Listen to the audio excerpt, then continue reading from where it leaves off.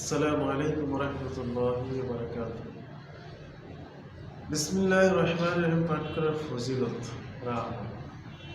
তো আমি আজকে হাদিস থেকে আপনাদেরকে জানাবো। সেটা হযরত ইবনে মাসউদ রাদিয়াল্লাহু তাআলা আনহু থেকে বর্ণিত ধারাবাহিকভাবে যা আবু ওয়াইল মাআস ওয়াকি রহমতুল্লাহ বর্ণনা করে যে যদি কেউ জান্নাতের 19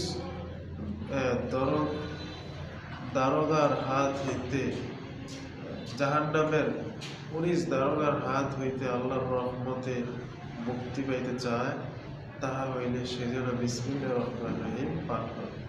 আল্লাহ তাআলা উহার এক অক্ষর এক আযাব দাতা জাহান্নামের দারোগার হাত হইতে রক্ষাকারী বানাইবে। বিসমিল্লাহির রহমানির সম্পর্কে নবী সাল্লাল্লাহু আলাইহি ওয়াসাল্লাম বলেন, বিসমিল্লাহির রহমানির রহিম ব্যতীত কোনো কাজ শুরু হইলে উহা বরকত শূন্য।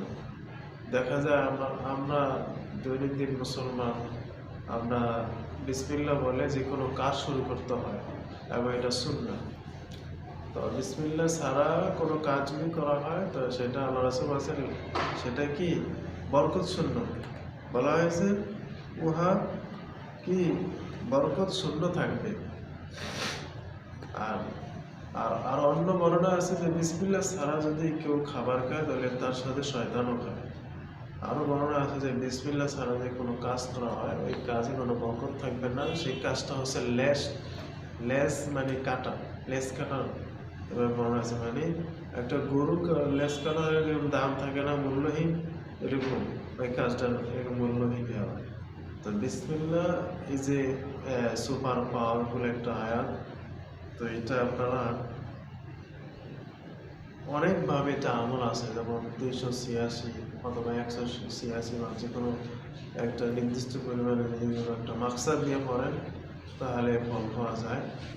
তো এখানে লেখা আছে যে ব্যক্তি 5 ওয়াক্ত নামাজ বাদে 19 বার করে বিসমিল্লাহির রহমানির রহিম পাঠ করবে সে জাহান্নামের আযাবদাতা 19 জন ফেরেশতার হাত থেকে রক্ষা পাবে।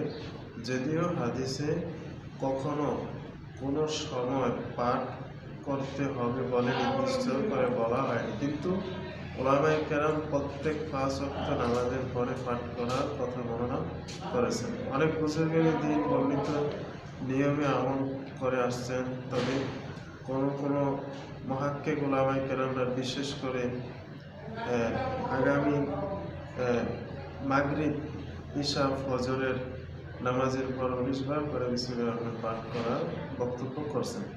তো এটা তাফসীর ইবনে কাসির ফাজায়েলে বিসমিল্লাহ অধ্যায় দেখুন। এছাড়া আরও অনেক জায়গার মধ্যে এটা আছে।